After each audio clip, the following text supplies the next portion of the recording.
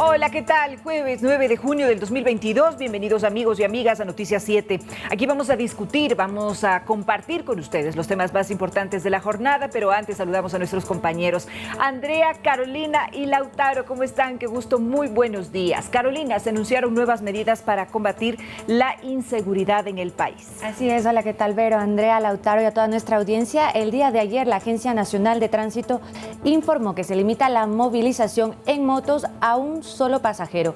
Esta medida tiene también varias aristas y de esto vamos a conversar más adelante. Y el alcance es a nivel nacional, ¿verdad, Carita? Es en muy todo importante. el país. Correcto. Lautaro, en este mismo sentido se dio un nuevo golpe a las bandas delictivas. Coméntanos, por favor, de qué se trata. Así es, Vero. Primero, buenos días, Carolina, Andrea, amigos televidentes y radioescuchas. Sí, ayer la Policía Nacional detuvo a 7 miembros de 2 bandas narcodelictivas que están operando en el país, quienes tenían armamento y explosivos que iban a utilizar para posiblemente atacar a funcionarios públicos. Más adelante les vamos a contar todos los detalles de quiénes se trata y qué es lo que se está investigando. Correcto, Lautaro. Andreita, ¿cuál es el balance de la situación epidemiológica en nuestro país? Buenos días. Hola, ¿qué tal? Vero, Carolina, Lautaro, amigos, quienes nos sintonizan a través de Pública FM y a través de Ecuador TV. Así es, el día de ayer hubo una rueda de prensa en donde tanto la ministra de Salud como el presidente del COE Nacional dieron un balance de la situación epidemiológica y se ratificó que el uso de la mascarilla es voluntario a escala nacional. Pero le tenemos los detalles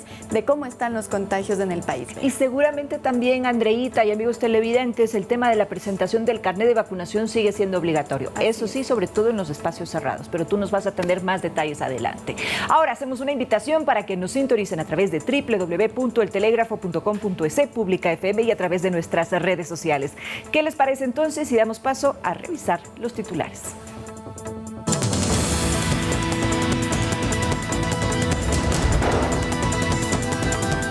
La Agencia Nacional de Tránsito limita la movilización en moto a una sola persona en todo el Ecuador, como medida contra la inseguridad. El Ministerio de Salud descartó un nuevo brote de COVID-19, aunque admite un leve incremento de casos. Pugna entre miles de migrantes que cruzan México para intentar llegar a la Cumbre de las Américas en la ciudad de Los Ángeles, en Estados Unidos. Fueron entregados los premios a los deportistas más destacados de la Liga Pro 2021.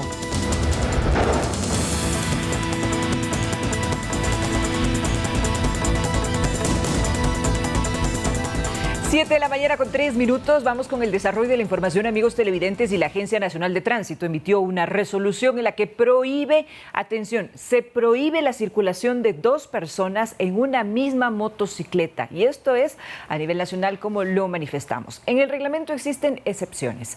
¿Quieres saber cuáles son? Se lo contamos en la siguiente nota. El directorio de la Agencia Nacional de Tránsito aprobó el reglamento para restringir la circulación de 2 personas en motocicleta en todo el territorio nacional.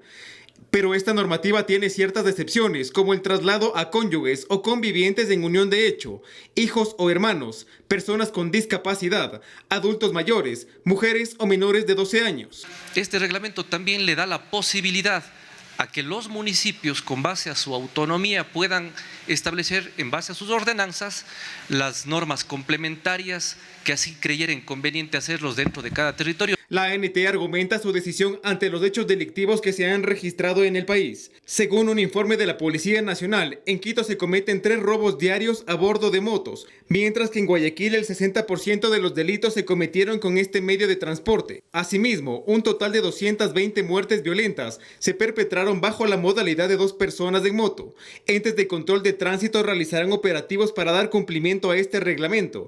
Además, se revisará la validez y vigencia de licencias de conducir. Edison Saavedra, Noticias 7.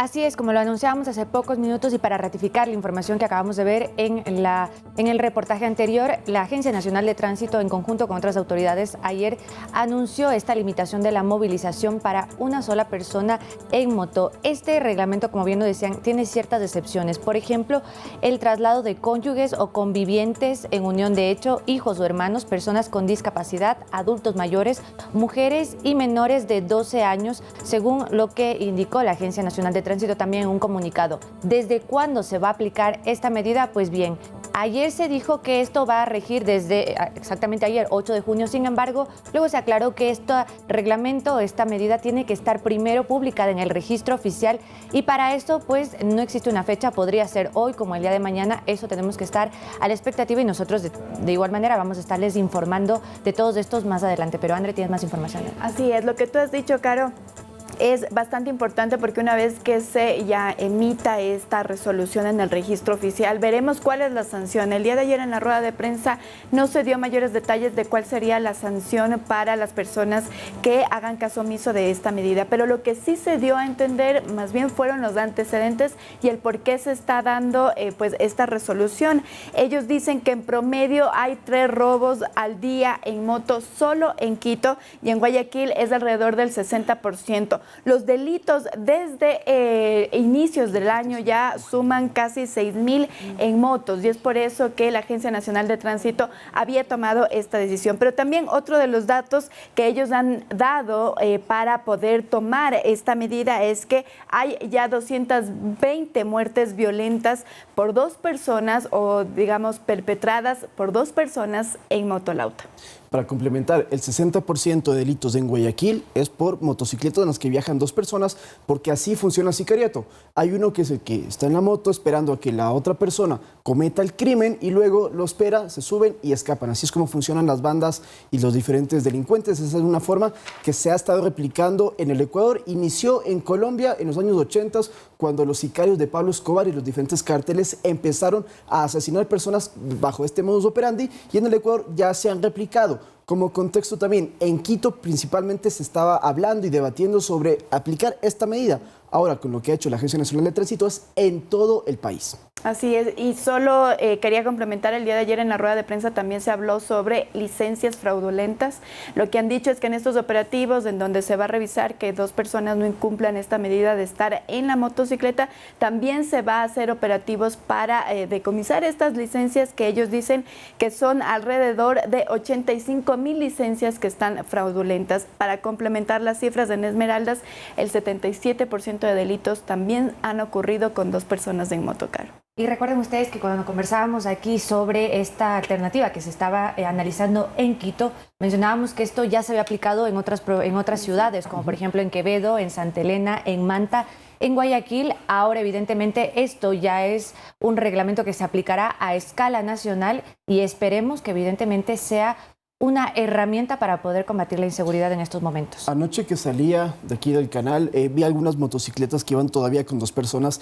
Evidentemente todavía no se había aplicado, porque como ya lo he dicho, hasta que esté en el registro oficial, pero todavía las personas no están enterándose, entonces es importante que también se difunda, porque esta es una medida que si bien para la gente que va en motocicleta puede ser molestosa, incómoda, pero es una medida de seguridad y entre todo lo que está haciendo en el país, los estados de excepción, los operativos en conjunto, en Quito, por ejemplo, la prohibición de uso de arma blanca y ahora con esto de las motos, lo que se hace es enfrentar directamente a esta problemática, Vero, que todavía nos sigue afectando mucho a la población. Cada día vemos que surgen diferentes tipos de sicariatos y delitos, con esto esperemos que se pueda disminuir. Así es, y la concienciación por parte de la ciudadanía para poder evitar este tipo de situaciones, porque no necesariamente todas las familias o personas que van en 2 motos van a cometer algún delito. Y por eso existen las excepciones. Exacto, entonces es importante que se considere este tema como una necesidad comunicacional por parte de los medios en general para que la ciudadanía esté prevenida sobre todo y evite las sanciones correspondientes. Ahora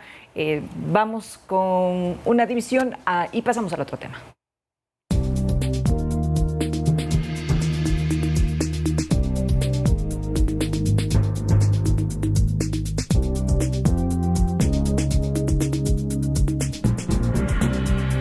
Sí, precisamente la división era para contarles ahora que el uso de la mascarilla seguirá siendo voluntario. Es decir, si usted desea utilizar la mascarilla, lo puede hacer sin problema.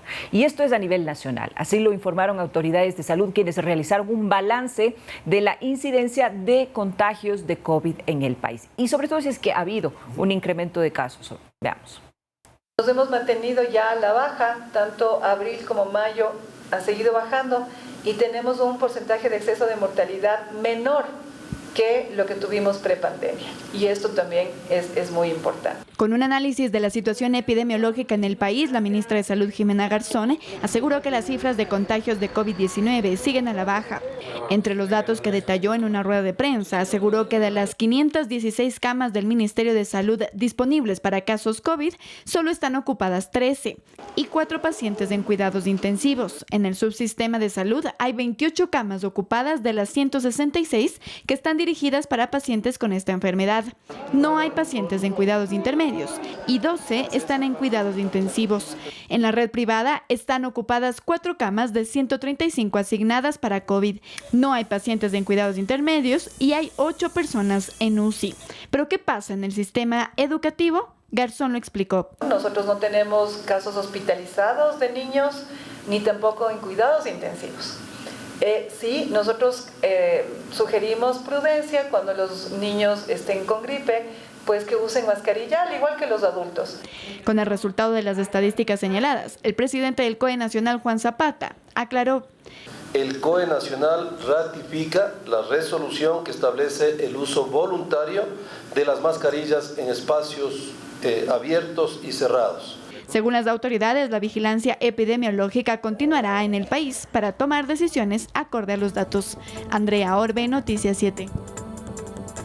Lo que ha dicho también la ministra de Salud, Jimena Garzón, el día de ayer en la rueda de prensa es la cifra de vacunación que actualmente hay en el Ecuador, y ella ha dicho que con primera dosis hay el 46% de personas vacunadas y con segunda dosis solo el 9,3%. Por eso hizo un llamado a la ciudadanía para que acuda a estos puntos de vacunación para que lo pueda realizar y así no tener tal vez una alarma en próximos meses en donde pueda ser que esta cifra de contagios suba. Lo que ha dicho también es que ahora la tendencia es endémica, es decir, que va a haber momentos en que tengamos más contagios, menos contagios, etcétera, pero que es normal el comportamiento ahora de esta que ya se ha vuelto o convertido endemia en el país. Lo que ha dicho también es que ninguno de los casos de contagios ha sido realmente grave y que por eso pues ha dado las cifras de hospitalización que hemos visto en el reportaje, Caro.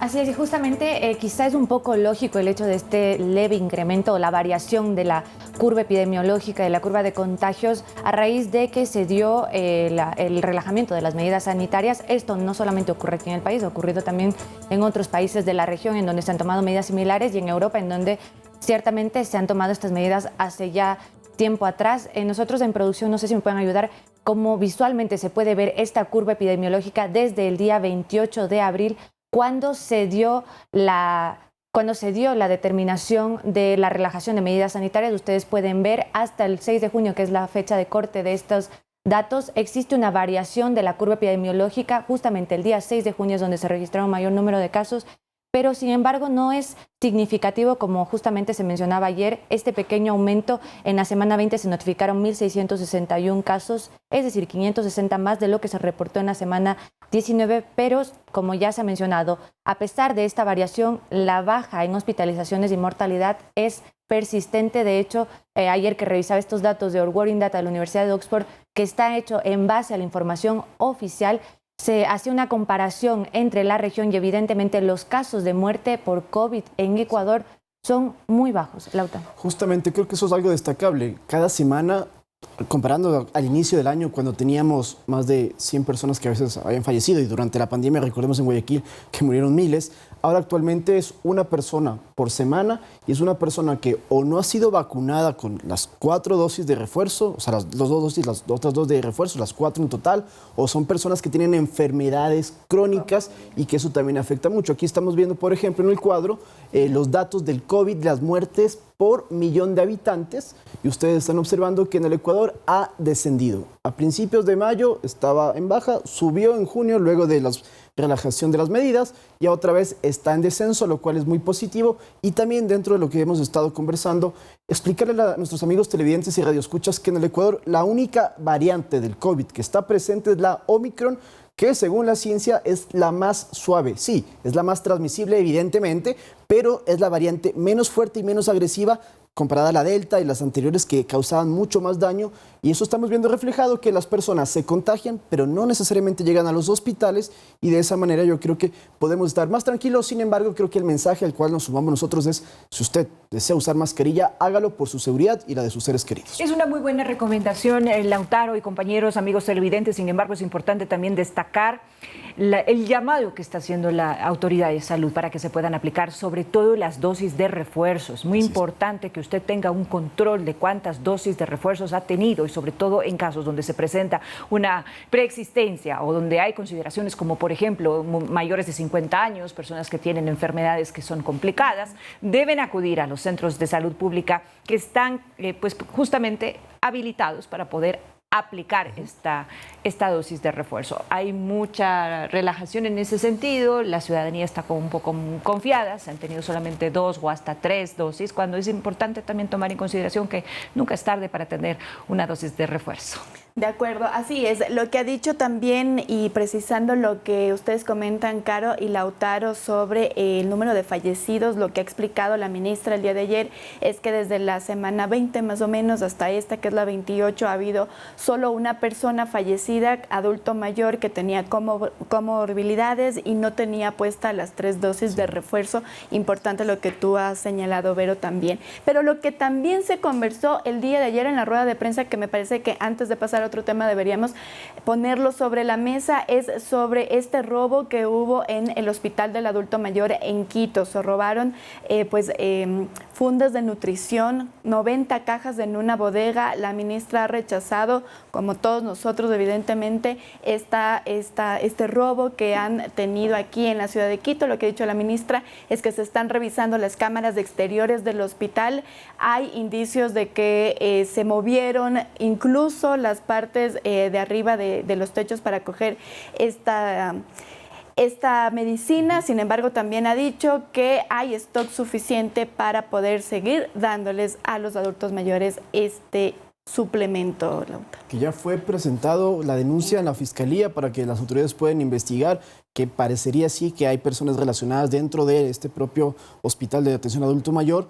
Recordemos que en el sistema público de salud no es la primera vez que se producen ciertos incidentes e irregularidades. Como un dato de contexto, en Guayaquil, en la maternidad, también se estaba haciendo otro delito, que en ese caso, más que robar, era que no se estaba cobrando por las camas. Y en hospitales de Manabí, cuando el vicepresidente acudió el año pasado, apenas tuvo la gestión, encontró que había medicinas que o faltaban o estaban ya caducadas. Entonces se está haciendo mucho este tipo de controles para evitar que, pues, evidentemente sigan llevándose las medicinas que son para los adultos mayores, que es algo mucho más grave. Sí, justamente se detallaba que en este caso el perjuicio es de $27,000 en el robo de estas fórmulas que son nutrientes y que se utiliza para dar a los adultos mayores, pero nosotros tenemos un reportaje que vamos a ver a continuación. La ministra de Salud confirmó el hecho. Varias cajas de medicamentos fueron sustraídas de las bodegas del Hospital del Adulto Mayor en el norte de la capital. Pues se descubrió que hubo un robo, hubo un saqueo. Se robaron 90 cajas con un valor total de $27,000. Personal que hace controles de las bodegas del hospital se dieron cuenta del faltante y de inmediato dieron aviso a sus superiores. Los autores habrían ingresado por el techo para hurtar los medicamentos. Habían 3 puertas que se tenían que ingresar para poder ingresar a esa bodega. Habían unas láminas en el tumbado de la bodega que aparentemente fueron movidas para sustraerlas por ahí, esas cajas. Autoridades del Ministerio de Salud ya presentaron una denuncia en Fiscalía e incluso se tienen sospechas de los presuntos implicados. La policía también investiga el suceso. Entonces nosotros confiamos que la Fiscalía haga su trabajo, no solamente que se les desvincule de los puestos de trabajo del ministerio, sino también que se los coja presos, porque esto no tiene perdón. A pesar del robo, desde esta cartera de Estado se asegura que sí existe el stock necesario para la atención de los pacientes e informaron que ya se notificó a la aseguradora para que realice el trámite de reposición de las medicinas. Edison Saavedra, Noticias 7. Lamentable este hecho, ojalá se llegue a dar con los responsables, seguramente se están realizando las investigaciones porque ya es del colmo, que se roben este tipo de alimentos, ¿no? Sí, es una situación... Adultos mayores, imagínate, Andreita, que están en esta situación y que vayan a robar en un hospital, o sea, realmente esto pues nos llena de muchísima... ¿Y sabes qué habría que investigar? Indignación. ¿A dónde van a vender esto? Claro. Y de esa manera poder rastrear y también sancionar a las personas que compran estas fórmulas, no la persona de a pie, sino estos distribuidores, me imagino, pequeños clandestinos que están beneficiándose, cogiendo estas cajas y vendiéndolas, porque esto es un delito muy grave, como dices tú, es totalmente antiético también. Es terrible, con los adultos mayores hay que tener muchísimo respeto. Nosotros hacemos una pausa, amigos televidentes, ya regresamos porque tenemos buenas noticias en la lucha contra la delincuencia. El Ministerio del Interior dio a conocer que se detuvo a 7 presuntos miembros de bandas delincuenciales muy peligrosas. Ya les contamos los detalles cuando regresemos de la pausa. Les recordamos que dentro del Distrito Metropolitano de Quito, la restricción vehicular pico y placa rige de lunes a viernes en la mañana desde las 6 hasta las 9:30 y en la tarde desde las 16 a 21 horas. Este jueves, las placas terminadas en 7 y 8 no pueden circular en la mañana de 6 a 9:30 y en la tarde desde las 16 horas hasta las 21 horas.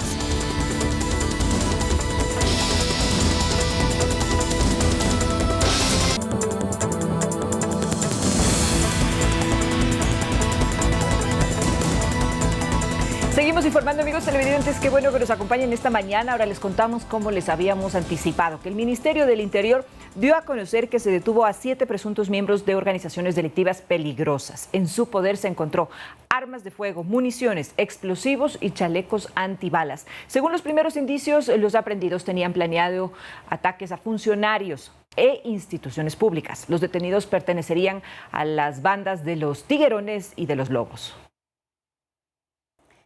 Lo que ha dicho el día de ayer el ministro es que se había realizado pues estos operativos de inteligencia, habían llegado hasta Santo Domingo de los Áchiles, en donde estaban estos delincuentes pertenecientes a las bandas de los Tiguerones y los Lobos, después de haber realizado toda una investigación con fuerzas de inteligencia. Lo que han dicho también es que dentro de los detenidos hay un menor de edad y, como lo habíamos anunciado desde el inicio del noticiero, se tenía previsto que estas personas que fueron ayer aprehendidas atacaran a funcionarios públicos y también a entidades, Lauta. Pero ¿cuál fue la evidencia que se encontró en estos operativos?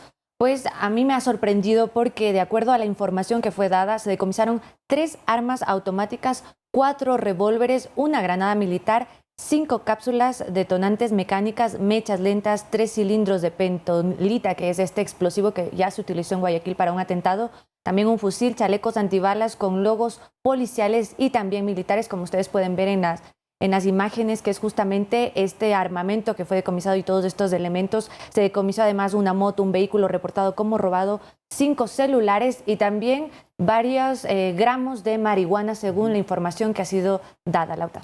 Esto sucede en una provincia donde hace más de un mes, 2 meses incluso para ser exactos, se realizó un violento amotinamiento, pero en el que no participaron ni lobos ni tiguerones, sino que era esta otra banda. Perdón, sí, los lobos sí, eran los lobos y los DR7, que son esta célula. Los tiguerones no. Hablamos fuera de micrófono sobre los lobos y los tiguerones. ¿Son enemigos? ¿Son violentos? ¿Son entre ellos aliados? Pues tienen un enemigo en común, que son los choneros.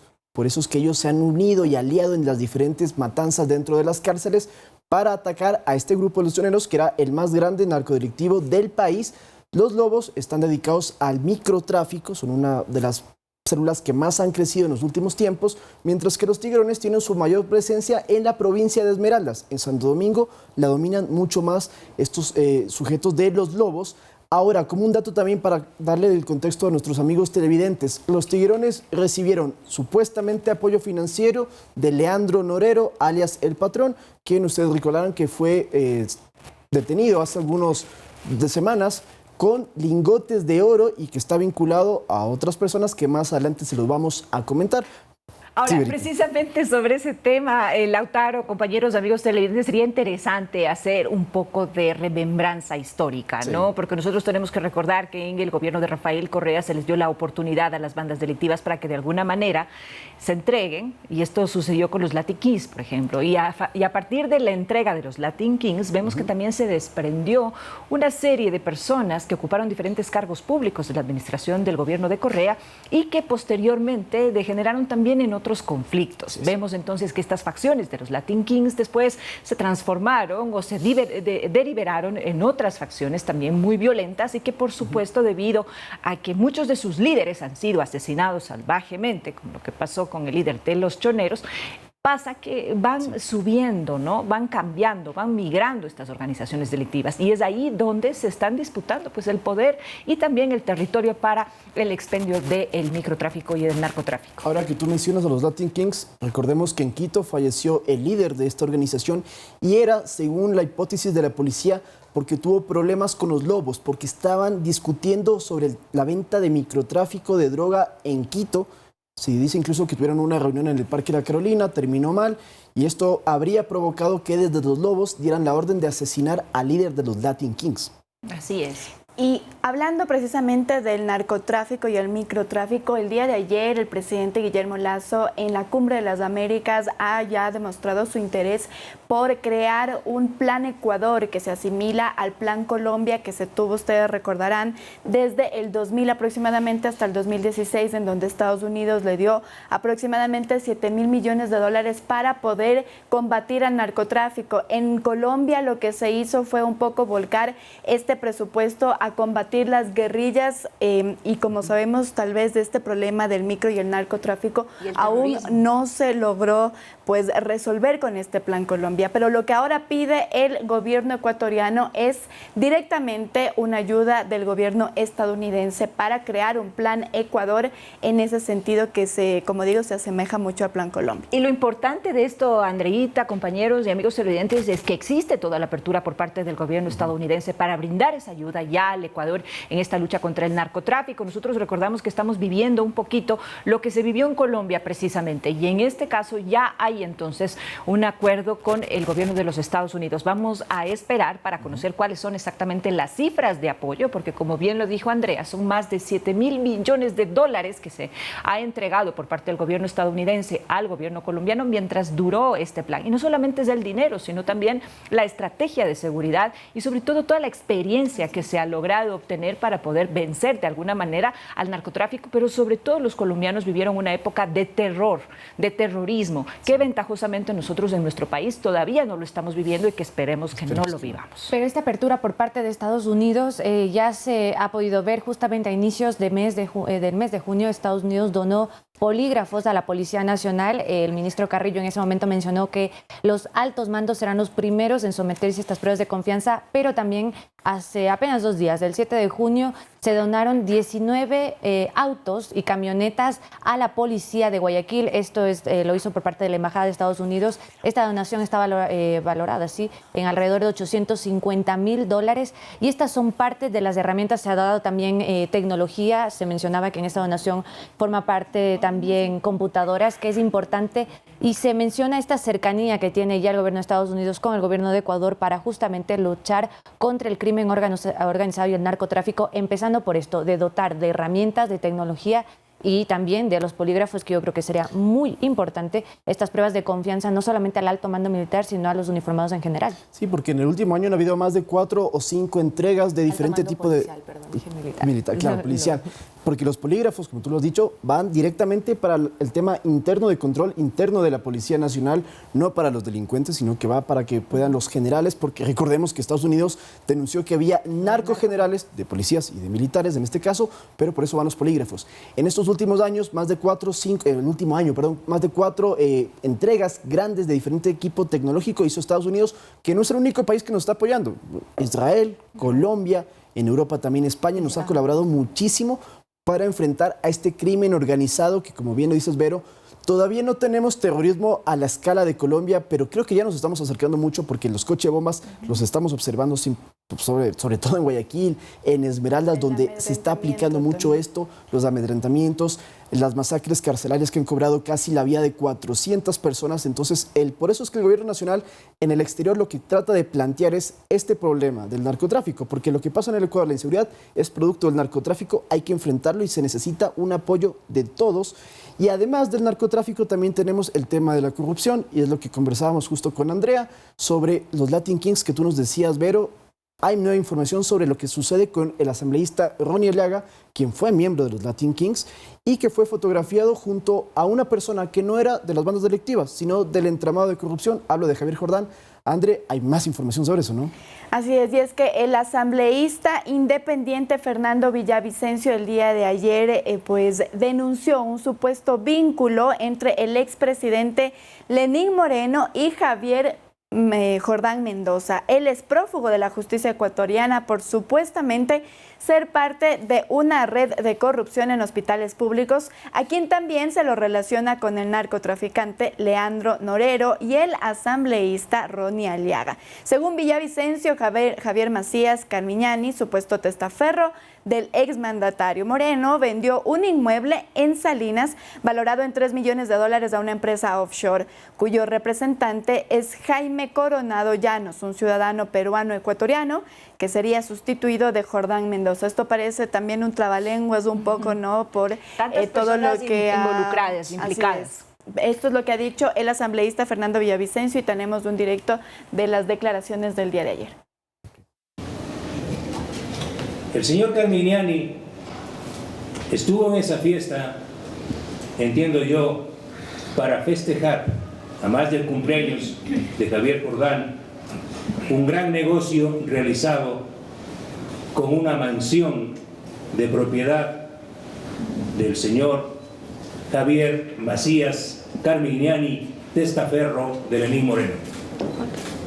Esta mansión, ubicada en Salinas, que sin duda fue construida con los recursos de sobornos pagados por la compañía Sinohydro, constructora de Coca-Cola Sinclair, y llegaron a manos de la empresa Recorsa del suegro de Javier Macías Carmignani.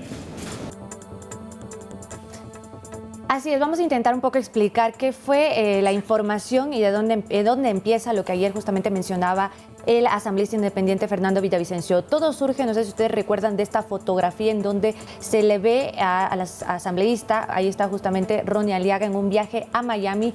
Él habría estado en esta fiesta junto a Javier Jordán, que es prófugo de la justicia por casos de corrupción en hospitales públicos de Guayaquil, pero en esta fiesta se identifica a una tercera persona que es Javier Macías Carmignani, que está en la piscina, porque Fernando Villavicencio menciona que ahí no solamente se celebraba un cumpleaños, como ya se había mencionado y Ronnie Aliaga había admitido, sino también el fin de un negocio. Estaban celebrando la venta de un inmueble valorado en $3 millones, una propiedad en la provincia de Santa Elena, en la ciudad de Salinas justamente, y esta estaría de cierta forma relacionada con el expresidente Lenín Moreno, porque el señor Carmignani es identificado, de acuerdo a la información dada por el asambleísta Fernando Villavicencio, como escuchamos, como supuesto testaferro del expresidente.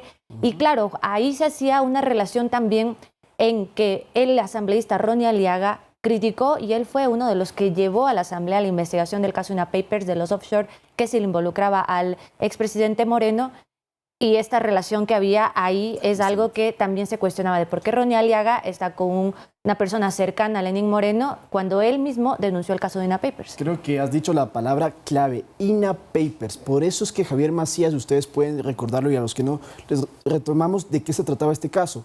El presidente Lenín Moreno fue acusado de que estaba comprando propiedades en España, principalmente un apartamento valorado en casi $500 000, que era producto de dinero irregular mediante la compañía Sinohydro, que era esta compañía china, que buscó y consiguió un contrato para la hidroeléctrica Coca-Cola Sinclair.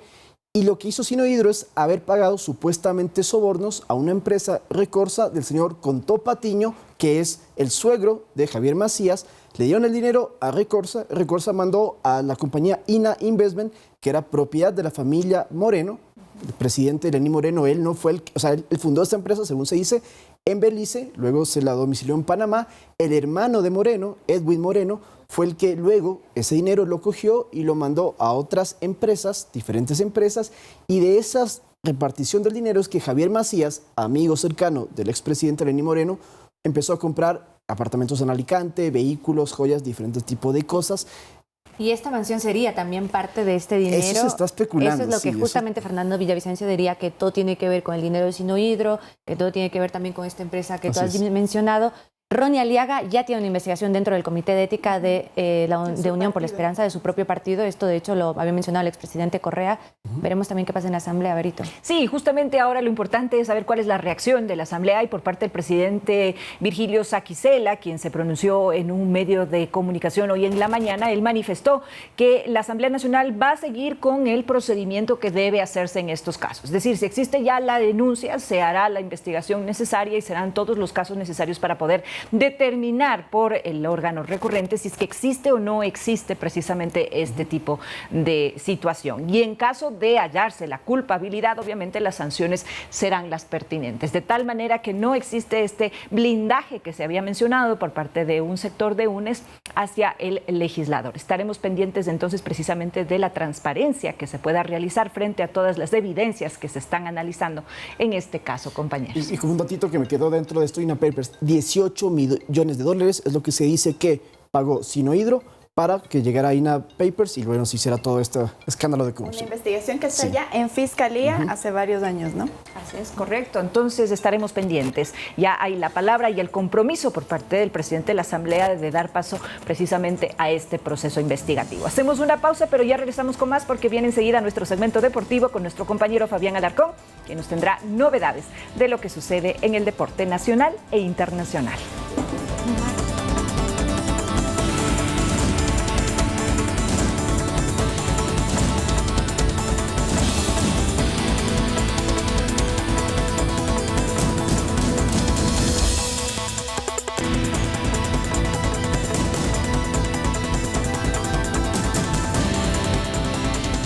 De la mañana con 52 minutos, seguimos informando, amigos televidentes. El gobierno nacional inició un proceso para regularizar a migrantes venezolanos mediante el otorgamiento de una visa de residencia temporal de excepción, VIRTE, así se va a denominar.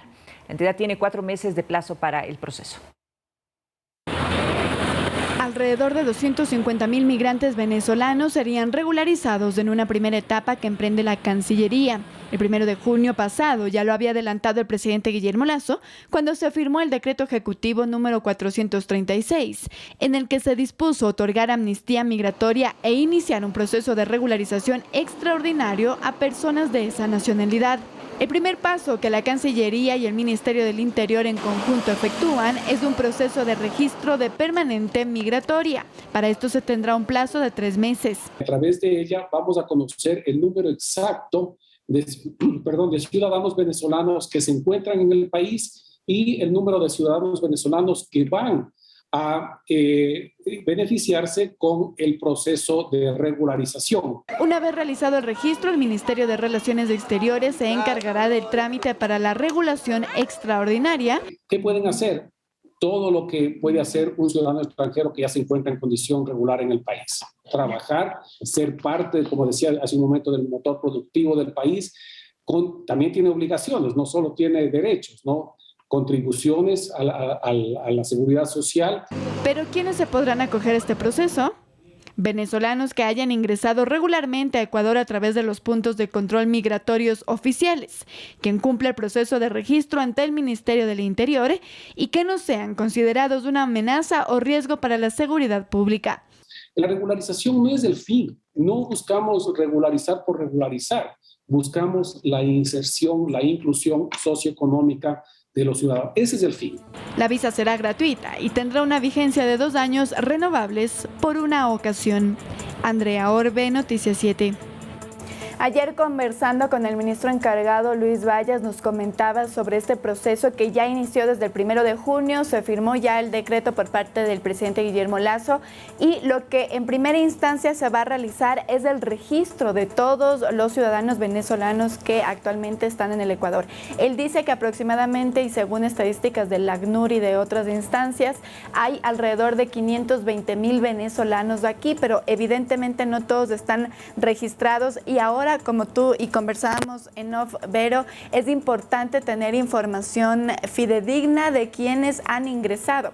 El proceso que se va a dar para dar estas visas y teniendo en cuenta que incluso ya las visas que se dieron en el gobierno del expresidente Lenín Moreno están por caducar, este proceso de visas se va a realizar para todos ellos. Lo que dicen es que en esta primera etapa podrían regularizarse alrededor de 250,000 personas, ciudadanos venezolanos, pero que en principio hayan estado registrados y quienes hayan ingresado por los puntos regulares al Ecuador.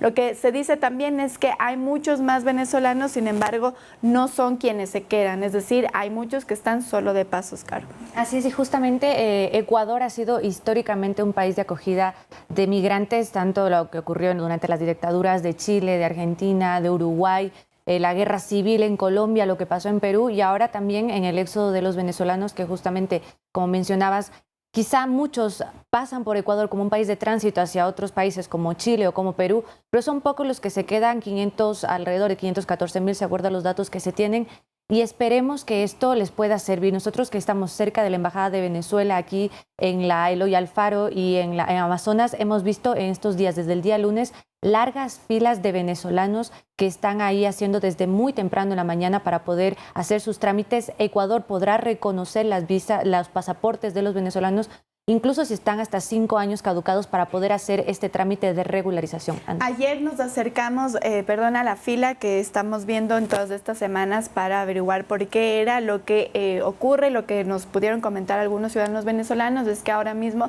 se está entregando los pasaportes que estuvieron rezagados alrededor de 1 año. Sin embargo, esto está realizando la Embajada venezolana y como tú bien lo has dicho, Caro, en este proceso de regularización se va a poder acoger cédulas de identidad venezolanas o pasaportes que incluso ya hayan caducado. Evidentemente lo que ellos me decían es porque en Venezuela existe falta de especies y es por eso que estaban rezagados. Ahora mismo se les está entregando este tipo de identificaciones, pero que no van a ser tan necesarias para el proceso de regularización en el Ecuador. Y aparte de la falta de especies, el costo que significa para un ciudadano venezolano el tener un pasaporte es sumamente alto. Pero por otro lado, nosotros sí quisiéramos insistir en la importancia de que las autoridades ecuatorianas y venezolanas puedan compartir un poco la información acerca de quiénes son las personas que están migrando hacia nuestro país y sobre todo si es que no tienen antecedentes penales. Esto es fundamental para que pueda de alguna manera también en el proceso de regularización filtrar quiénes son los extranjeros que vienen a nuestro país con una buena actitud, que es gente de bien y que obviamente va a aportar al Ecuador. No lo que lamentablemente hemos visto en algunos casos, no en todos por supuesto, pero que existen muchísimas prácticas delincuenciales que se están precisamente importando desde otros países. Y es un problema muy grande controlar porque el propio gobierno venezolano, según me comentaban algunos migrantes, no les entrega los documentos migratorios, ni siquiera en algunos casos las cédulas se los retienen. Entonces ellos entran a Colombia de manera ilegal, sin ningún tipo de documentación, entran al Ecuador también de esa manera y luego pasan a Perú, hasta Chile, pero sin documentos, sin su cédula de identidad, no se puede identificar qué tipo de pasado judicial tenían o quiénes son, ese tipo de datos no se los hace y eso complica mucho más este éxodo que más de 6 millones de venezolanos han salido en los últimos 5 años, según cifras del ACNUR, y que ha provocado una serie de crisis social, no solamente económica, sino también social y en los diferentes países,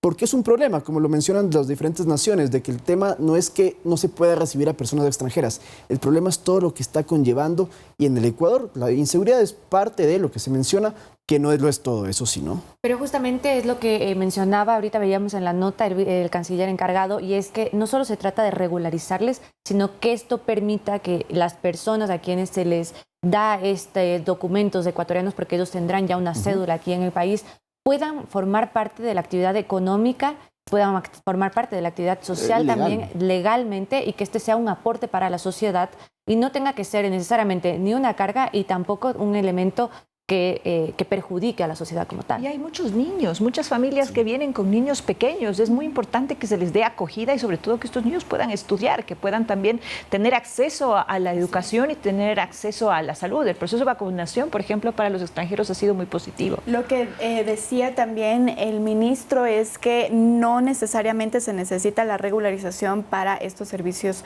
digamos, básicos que tenemos aquí en el Ecuador. Por ejemplo, la educación, salud, se ha dado ya a los ciudadanos venezolanos, a pesar de que muchísimos no están regularizados, evidentemente por todo lo que hemos dicho aquí en esta mesa de trabajo.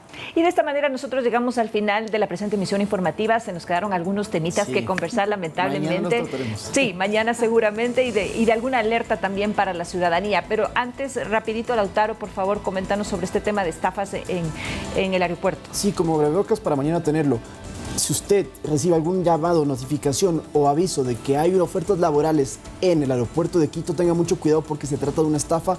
Ya lo dijo Keyport, ellos no están ofreciendo plazas y esto lo que buscan es quitarle dinero y además de engañar a las personas, jugar con sus sentimientos, tratan de quitar grandes sumas de dinero. Así que mañana con más información y si no, léalo en el telégrafo. Excelente, muchísimas gracias, Lautaro. Compañeros, un excelente día para todos ustedes. Hasta pronto, amigos televidentes. Buen día para todos.